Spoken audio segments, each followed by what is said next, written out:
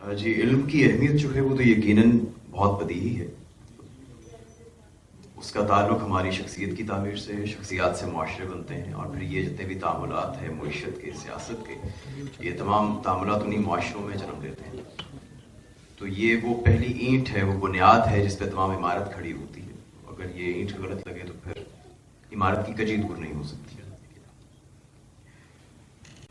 کیونکہ سوال ایسا ہے کہ ہماری سماجی اسٹیبلٹی، ہمارا استحکام ایجوکیشن کے حوالے سے کس طرح سے ممکن ہے، اور یہ ایک بحران ہے اس کا کیا ہم شکار ہیں. اس بحران سے کیسے نکلا جائے اور اپنے آپ کو آگے ترقی کی راہ پر کس طرح سے گامزن کیا جائے. تو ہمارا بحران کوئی آپریشنل یا فنکشنل بحران نہیں ہے. کوئی بھی بحران نہیں ہوتا. کوئی بھی بڑی تبدیلی، وہ خواہ مثبت ہو خواہ منفی ہو، وہ فنکشنل یا آپریشنل یا اطلاقی نہیں ہوتی. وہ آئیڈیولوجیکل ہوتی ہے، نظریاتی ہوتی ہے. تو پہلی بات جو کی جانی چاہیے وہ غالباً اس طرف اشارہ ہے کہ ہمارے موجودہ تعلیمی نظام میں، ایجوکیشن سسٹم میں بنیادی خامیاں کیا ہیں. ان میں بھی سب کا احاطہ نہیں ہو سکتا، میں ایک دو کا ذکر کر دیتا ہوں. جو سب سے بڑی خامی یا سب سے بڑی خامیوں میں سے ایک بہت بنیادی آئیڈیولوجیکل خامی نظر آتی ہے، وہ میرے نقطۂ نظر سے یہ ہے کہ موجودہ نظام تعلیم نے مقاصد کو ذرائع سے بدل دیا ہے. ہر نظام کے کچھ مینز ہوتے ہیں، کچھ اینڈز ہوتے ہیں، کچھ گولز ہوتے ہیں، پرپسز ہوتے ہیں. ہمارے نظام تعلیم نے یہ کیا ہے کہ ہمارے جو ذرائع ہیں، جو ریسورسز ہیں، ان کو مقصد کا درجہ دے دیا ہے.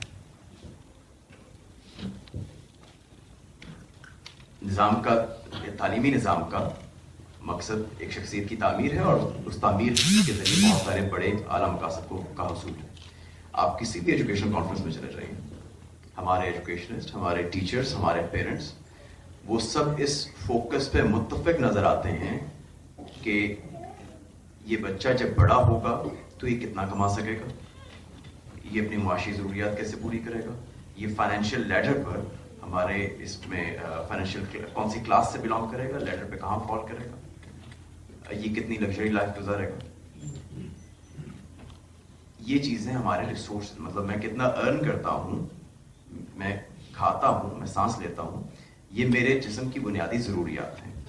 یہ وہ ذرائع ہیں جو زندگی کرنے کے لیے ضروری ہیں، لیکن یہ میرا مقصد نہیں ہے.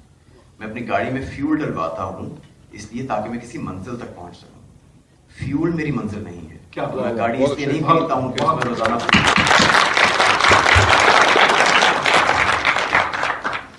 تو یہ ایک بہت بنیادی مسئلہ یہ ہے کہ ہمارے نظام نے اس کو اپنا مقصد بنا لیا ہے، مقصد اولا بنا لیا ہے. اسی بات کو اگر دوسرے تناظر سے دیکھا جائے تو یوں کہا جا سکتا ہے کہ ہمارے موجودہ، ہمارے کہنا شاید صحیح نہیں ہے، اس کی طرف میں بھی اشارہ کروں گا، موجودہ نظام علم کا ایک مقصد یہ ہے کہ جو ہمارا سماجی نظام ہے، جو اس وقت کا سوشل سسٹم ہے، ہمارا اسٹیٹس کو ہے، اس کے لیے اس کے لیے مناسب افراد کو گھڑ گھڑ کے نکالا جائے. یہ ایک مشینری ہے جو چل رہی ہے، جو کہ اپنے نوع میں استحصالی ہے، ایکسپلائٹیشن پہ جس کی بنیاد ہے. تو اس کے لیے غراریاں اور نٹس اور بولٹس ہم گھڑ گھڑ کے نکال رہے ہیں، اس کو فنش کر رہے ہیں. اور یہ ہمارے ایجوکیشن سسٹم کا، اس کا تمام تر اسیسمنٹ کا پروسیس اس چیز پہ بیسڈ ہے کہ آپ اس نظام میں کتنے اچھے فٹ ہو سکتے ہیں. اگر آپ اس نظام کو للکارنے والے ہیں، اگر آپ اس میں مس فٹ ہیں، تو آپ اس نظام تعلیم کے لیے بھی مس فٹ ہیں.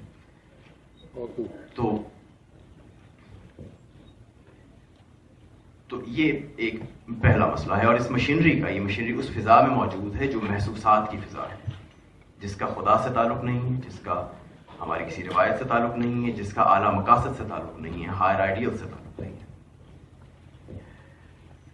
تو یہ پہلا مسئلہ ہے جو بہت بنیادی مسئلہ ہے، اور یہ یونیورسل مسئلہ ہے، مگر یہ ہمارا مسئلہ نہیں ہے.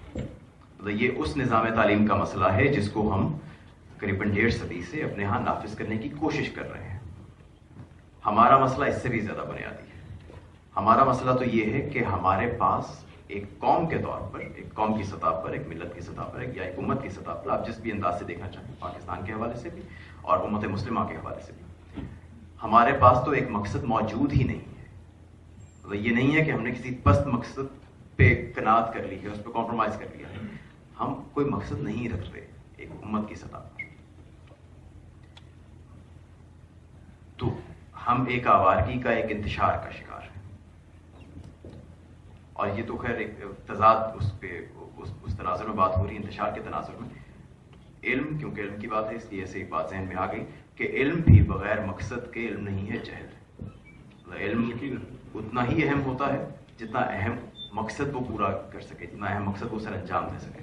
اقبال کا اپنا قول ہے کہ علم برائے علم کا مقولہ احمقوں کا مقولہ ہے. Knowledge for the sake of knowledge is a maximum of fools. تو اس بیک ڈراپ میں، اس کنٹراسٹ میں، اس تناظر میں چاہوں گا کہ گفتگو کو میں آگے بڑھاؤں. صرف آپ نے جو علم کے طاقت ہونے کی بات کی اس پہ ایک چھوٹی سی عرض کر دوں کہ طاقت اپنے استعمال پہ منحصر ہے.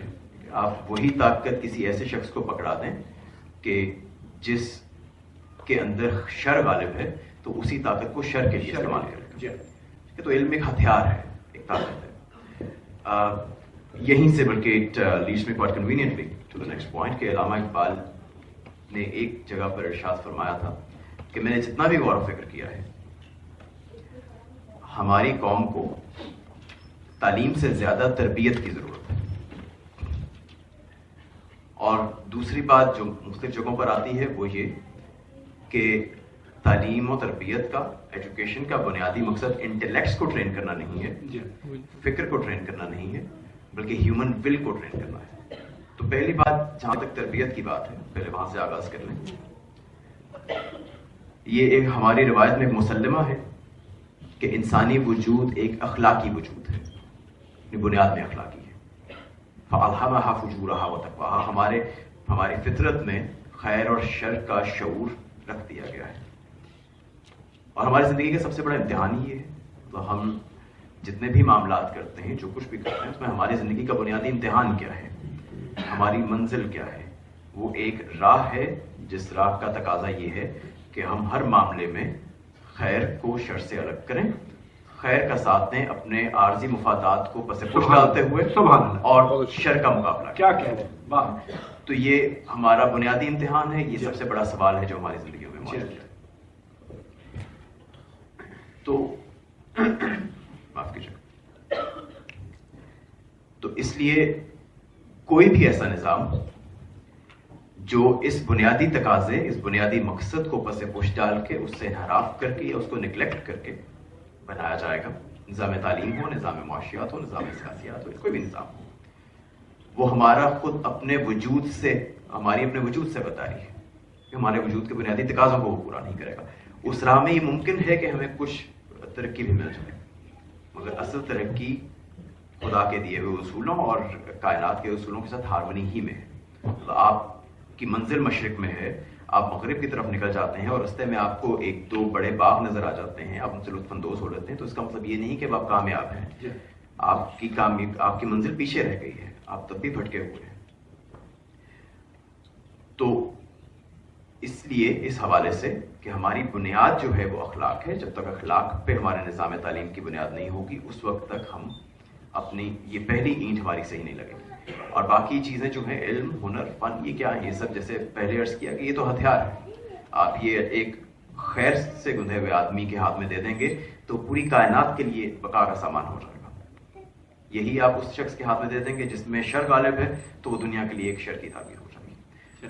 تو جب ہم مورالٹی کی بات کرتے ہیں تو مورل اسٹرینتھ کسے کہتے ہیں؟ اخلاقی قوت کیا چیز ہے؟ یہ مورل کیپیسٹی کیا چیز ہے؟ اخلاقی قوت یہ ہے کہ میرا ارادہ، یہ ابھی مورالٹی کی بات نہیں ہو رہی، مورل اسٹرینتھ کی بات ہو رہی، کہ میرا ارادہ میرے ہر فعل پر غالب آ جائے. مطلب میں جو بھی کروں اس دنیا میں، جو کام کروں، اس کام کے لیے میں پورے شعور کی سطح پہ رہتے ہوئے اسے اپنے پورے ارادے سے کروں. نہ تو میرا نفس مجھے متزلزل کرے، نہ ہی خارج سے کوئی چیز مجھے مجبور کرے. میں جو کروں وہ ایک شخصیت کے طور پر اپنی ذات کے فیصلے سے کروں. پھر مورالٹی کیا ہے؟ یہ تو مورل اسٹرینتھ ہے جس کے بغیر مورالٹی ممکن نہیں ہے. یہ وہ شخصیت کی تعمیر ہے جس کی ہمیں ضرورت ہے. مورالٹی پھر یہ ہے کہ میرا وہ ارادہ جس کے تحت میرے افعال تھے، وہ ارادہ خدا کے ارادے کے تابع آ جائے. سبحان اللہ.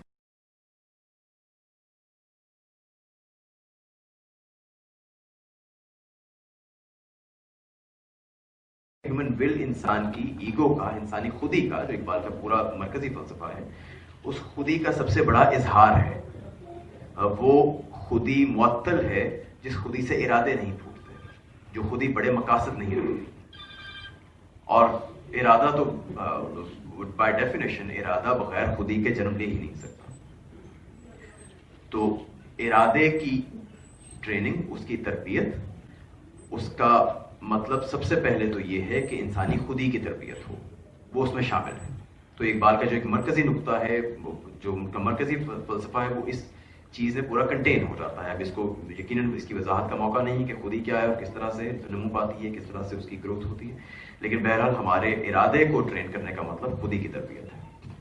دوسرا نقطہ جو اس میں آتا ہے وہ یہ ہے کہ خودی کی یہ تربیت انفعالی نہیں ہے، پیسو نہیں ہے. جو ارادے کے ذکر نے اس چیز کو بہت ہائی لائٹ کر دیا ہے کہ وہ خودی معطل نہ ہو، وہ خودی فعال ہو، وہ خودی بڑے بڑے مقاصد بنائے اور دوسری لوگوں کے ساتھ چیزوں کو امبریس کرتے ہوئے، اپنی سوسائٹی کو امبریس کرتے ہوئے، اس کائنات کو امبریس کرتے ہوئے، اس کے مفاد کے لیے، اس کے انٹرسٹ کے لیے بڑے بڑے کام سر انجام دیں. یہ وہ خودی ہے جو کہ ایدھی جیسے لوگ اور امجد ثاقب صاحب جیسے لوگ پیدا کرتے. تو صرف ایک چھوٹا سا اشارہ میں یہاں پہ علم کے حوالے سے دے دوں کہ ارادہ اور ارادے کی تربیت اصل میں وہ بنیاد بھی ہے جس پہ علامہ کے پورے علم کا فلسفہ بھی کھڑا ہے. جی، مطلب ان کے ہاں مستند ترین علم وہ ہے جو کہ کائنات سے ایک ایسیمیلیٹو انٹریکشن اور ایکسپیرینس کے ساتھ جنم لیتا ہے. اس سے وہ تمام علم کے فیکٹرز جنم لیتے ہیں جن پہ اقبال کے فلسفہ علم کی بنیاد ہے. اس کی طرف انشاءاللہ پھر کسی اور